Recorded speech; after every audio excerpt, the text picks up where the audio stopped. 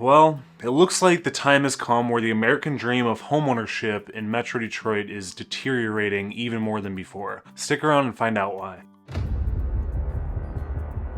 In the past, a lot of headlines about this ever-changing housing market didn't affect areas in Metro Detroit very much, but as of recently, these headlines are hitting us right where it hurts, right here at home. If you're new here, my name is Andrew McManaman with Living in Michigan, a licensed realtor. I have helped people relocate from all corners of the world to the great state of Michigan, so don't hesitate to reach out. I'm happy to be your go-to resource. If you've been watching my Michigan housing videos for a while, you'd know the issue with big corporations buying up housing and turning them into rentals has had a minimal effect on Metro Detroit and the state of Michigan in general, but as of late, that twisty knob has turned the other way. Since 2019, there has been a 300% increase in build-to-rent homes, with a record-breaking year in 2023 with over 27,000 homes completed, which went up 75% from 2022 according to Rent Cafe data. So what is a build-to-rent home exactly? Well, exactly as it sounds, where homes or units are built for the sole purpose of being rented for a long period of time,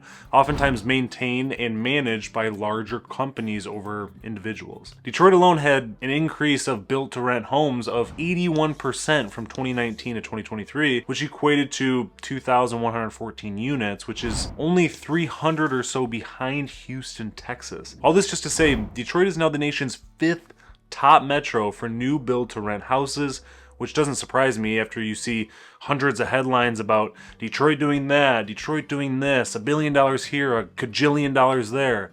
The reason 2023 was such a big year for these in a data sense is a lot of the projects came from the boom the pandemic caused, and while things were more affordable then, there was also the delays that led to the completion falling within the same time frames of 2022 to 2023. This type of housing may seem like a new concept to you, but the reality is it's always been there in a vertical sense with apartment buildings and condos, and now it's just becoming more common to have them horizontal as a single family detached home. When you put these communities side by side with a normal one, you may not be able to tell the difference, but there definitely is one. The concept of these BFR communities is that they are in fact an actual community where the units are all built at the same time, and they'll typically have more amenities such as pools, fitness centers, sports courts, and a homeowners association to overlook it all, which will allow you to not have to mow your lawn or be responsible for anything on the exterior of the home, which creates a hands-off approach for the tenants living in them.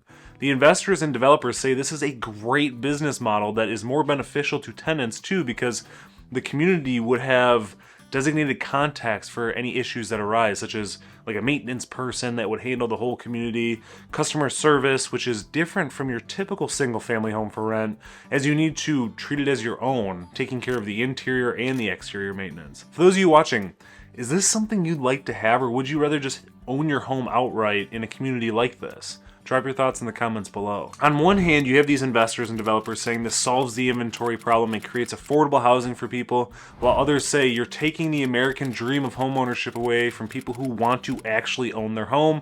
And with these changes happening, the average person is starting to feel the impact of what's happening with these new developments. A real estate broker was interviewed about this and said it used to be a couple home buyers bidding against each other, and now it's you, me, this hedge fund, that investment group, this local investor, and it's creating more and more challenges for the future of home buyers. This wave of build-to-rent communities is coming at a time where the largest pool of home buyers are finally starting to settle down and lock in a location. So these communities have gained a lot more popularity and are known to have not really a very big turnover, as they have been known to have around a 74% renewal rate, which is pretty good for leases. It's said that these properties are built and designed for easier renovation and maintenance, access to systems, and they are supposedly more equipped for turnover as well, which is all fine and dandy for the convenience of a maintenance person and a landlord, but how good of quality can these communities be when they slap them all together at the same time and they go up so much quicker than a typical single-family subdivision? I've seen quite a few community builders that do the same thing, and the owners are having issues almost immediately based on how horrible the workmanship is. Of course, I understand that it doesn't really matter for the tenant because they don't own it, but I know there's got to be a few of you out there who have lived in some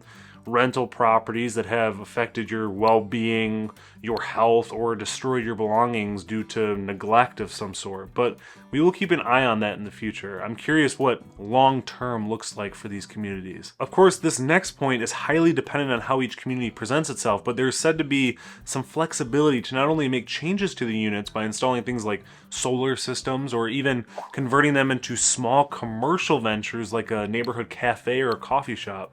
There's several possibilities for this kind of living. It just, again, depends on the community, the developer, the builder, etc. So, where have companies spent their time building communities like this? Well, metro areas like Austin, Orlando, Tampa, Phoenix, as well as Nashville, Charlotte, Atlanta, and Charleston. But as of late, BTR companies have been keeping an eye on the growing electrical vehicle industry and are moving more north into places like Columbus, Ohio, and Detroit as well. Despite these headlines glorifying these build-to-rent communities, there have been some hardships too. Like I mentioned about many of these communities being built or started during and before the pandemic when funds were easier to raise, these days with interest rates and inflation, the math just isn't making sense for the developers of these communities. So what we are finding is they're selling these communities to builders to be for sale instead of for rent because of the higher cost debt that comes with the market pressure right now. So, but don't really expect these communities to go away because they will be coming in hot, to say the least.